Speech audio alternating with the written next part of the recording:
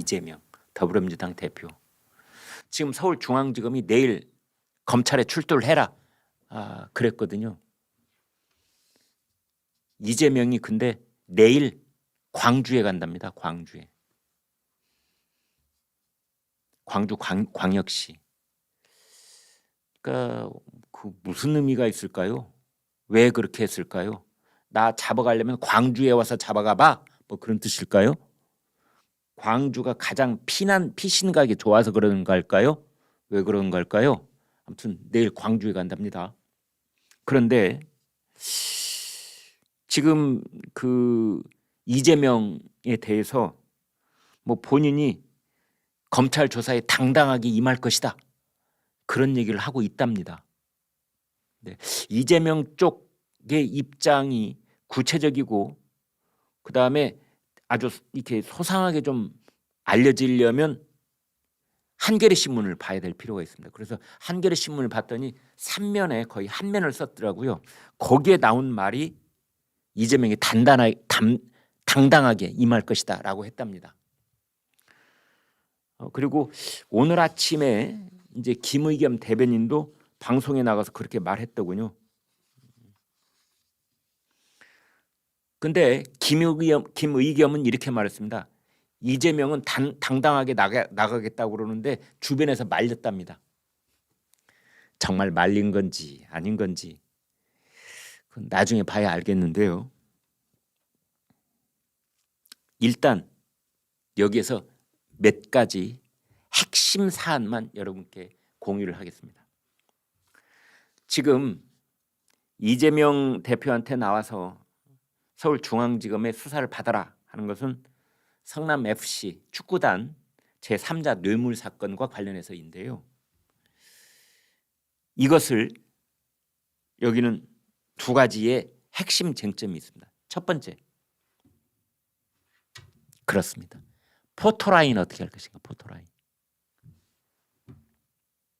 서울중앙지검 서초동에 있는 검찰청 앞에 이재명이 출두하는 것을 온 사진기자가 찍게 할 것이냐, 아니면 아무도 모르게 비밀리에 비공개로 어디 지하를 통해 가지고 그렇게 검찰청에 들어가게 할 것이냐. 여러분은 어떻게 보십니까? 이게요, 의외로 정치인들이나 유명 인사가 검찰에 출두할 때는 매우 핵심적이고 민감한 문제 중에 하나입니다. 검찰은 정문을 통해서 와라. 이런 검찰의 요구가 계속되고 저쪽 이재명 측에서는 야, 포토라인은 안 돼. 이거를 끝까지 협상할 가능성이 있습니다. 끝까지 협상할 가능성이 있습니다. 두 번째는 원샷. 왜 술 마실 때도 원샷 한꺼번에 다 마시는 걸 원샷이라고 하잖아요. 원샷으로 하자. 이게 무슨 뜻이냐면요. 이재명 대표하고 관련되어 있는 게 대장동 관련돼 있죠. 성남FC 관련돼 있죠. 변호사비 대납 의혹 관련돼 있죠. 그다음에 유래 신도시 관련돼 있죠. 뭐 지금 한 7가지쯤 된다는 거 아닙니까? 이재명 측의 요구사항은 뭐냐? 검찰에 가게 된다면 이 모든 것을 한 몫에 다 좀 해다오. 이겁니다. 이게 원샷입니다. 우리 이재명 대표님은 검찰에 자주 갈 수 없습니다. 한 번에 가서 다 해결하게 해주세요. 이거거든요. 근데 검찰 쪽은 무슨 소리야? 관계자들이 다 다르고 수사의 진척이 다 다르고 그거 물어봐야 되는 검사가 다 제각각이고 서울중앙지검도 있고 수원지검도 있고 그걸 어떻게 한 몫에 털어? 좋아. 한 몫에 털어? 오케이. 그러면은 자 나와. 그리고 일주일 동안 있어. 서울중앙지검에 일주일 동안. 집에 가지 말고 일주일 동안 있어. 그럼 한 몫에 할게. 일주일 걷고 모자라니까 한 보름 있어야 되겠네. 서울중앙지검에 와서 한 보름 먹고 자고 할 티요? 지금 이런 두 가지 쟁점. 하나는 포토라인, 하나는 원샷. 이게 쟁점화되어 있는데 또 하나는 지금 이재명 대표 쪽에서는 그겁니다. 서면으로 안 될까? 출석 말고 서면 조사. 지금 그런 일들이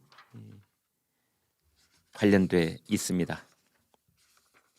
김의겸 대변인이 이런 얘기를 했네요. 어제 한동훈 법무장관이 검사들 16명 이름, 얼굴, 그다음에 소속 부처를 공개를 한 것을 놓고 한동훈 법무장관이 법치주의가 훼손됐다. 조리돌림을 선동한 것이다. 조리돌림으로 선동한 것이다. 이렇게 비판을 했는데 여기에 대해서 김의겸 대변인이 뭐라고 했냐면 과민 반응이다. 그랬어요. 과민 반응이다. 김의겸 의원한테 묻고 싶습니다. 만약 한동훈 법무장관의 그 말이 과민 반응이라면 좋다.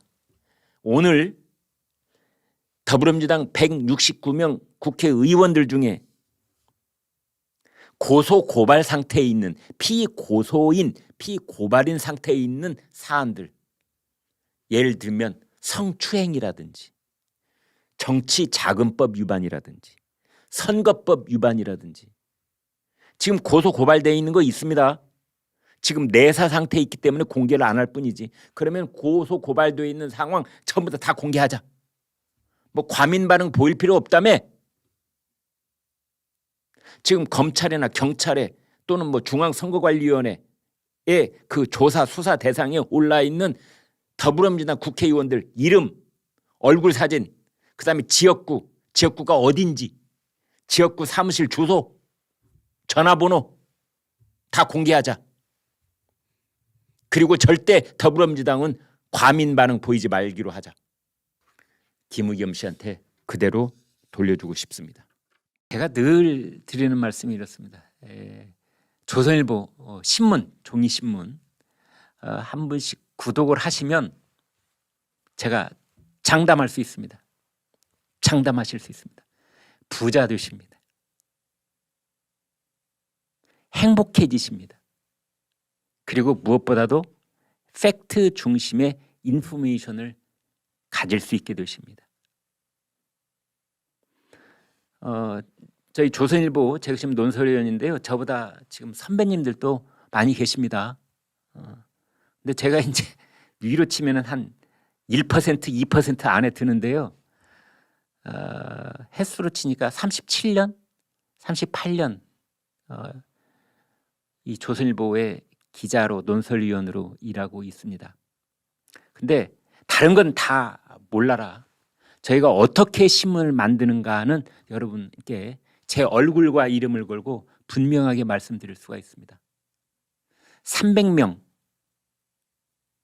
되는 기자들이, 어떻게 보면 제 입으로 이렇게 말씀드려서 민망합니다만 우리 사회에서 꽤 엘리트 쪽에 속한다는 그 젊은 시절부터 정말 24시간 혼신을 다해서 취재하고 문장을 가다듬고 균형을 잡으려고 애를 쓰고 불편부당하려고 하고 그렇게 해서 만들어서 새벽 5시에 여러분 집 앞에 갖다 배달하는 신문이 조선일보입니다.